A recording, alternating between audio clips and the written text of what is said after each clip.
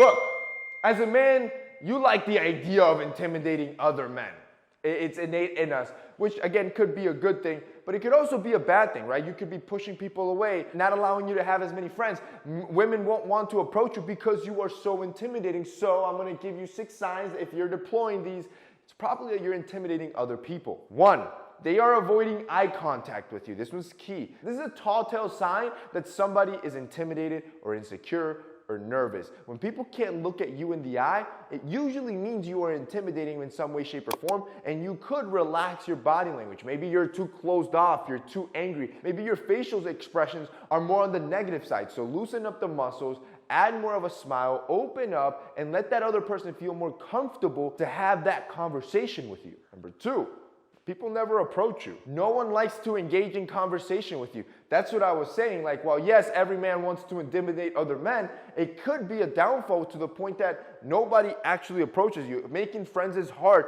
Getting girls to come up to you or want to talk to you is impossible because you come across so intimidating. Nobody wants to be in your vicinity because you look so closed off in the corner that people think that you're not open to having a friendship. So this is why I say you have to loosen up your body language. You can also do different tactics, right? For example, a good fragrance. I talk about this all the time. When you have a good fragrance that's inviting, people tend to want to stay near you because you're pleasant, because you smell good, and it's pleasant to be around you. This is why it's so important to smell good versus smelling bad. See, if you're a funny guy and you're a great guy and friendly, but you smell terrible, again, nobody will want to be around you. You could do the same on the opposite side by smelling great. Yo, our Santa Lucia dark fragrance collection will not only make you smell great, it'll make you smell unique. See, unlike other fragrances like your Dior Sauvage, Bleu de Chanel, which are icons, every dude smells like that. I wanted our Santa Lucia dark collection to be unique, to be different. So every time you sprayed it, not only did you boost your own confidence and self-perception, but when people were around you, they just loved it. They found it pleasant, and they would want to be around you longer.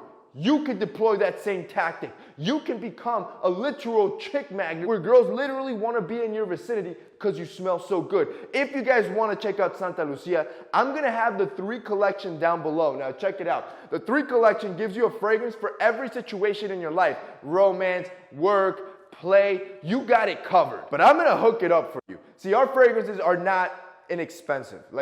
Actually, I purposely bought all the most expensive ingredients I could possibly find. Oils from France, from Italy. I'm talking top of the line fragrance.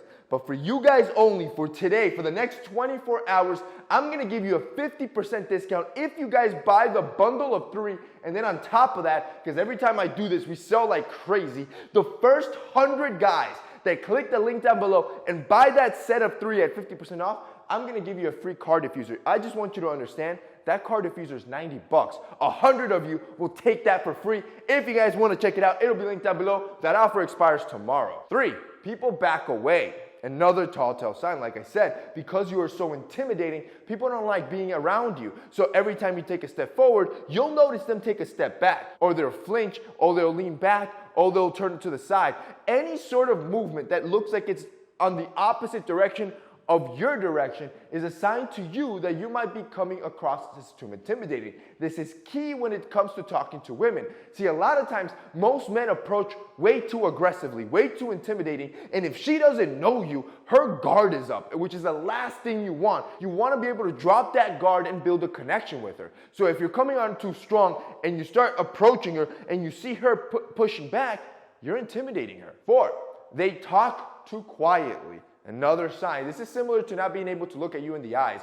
When you're having a conversation with someone, if they're talking in a really low voice, it's probably because they feel intimidated by you. You'll also notice that their voice will crack. They'll get these like awkward high pitches in the middle of sentences because it's almost like they're grasping for air or they're out of breath because their heart's beating too much, they're intimidated, they're nervous in that situation, and they're going to get these awkward vocal spikes. 5, they agree on everything.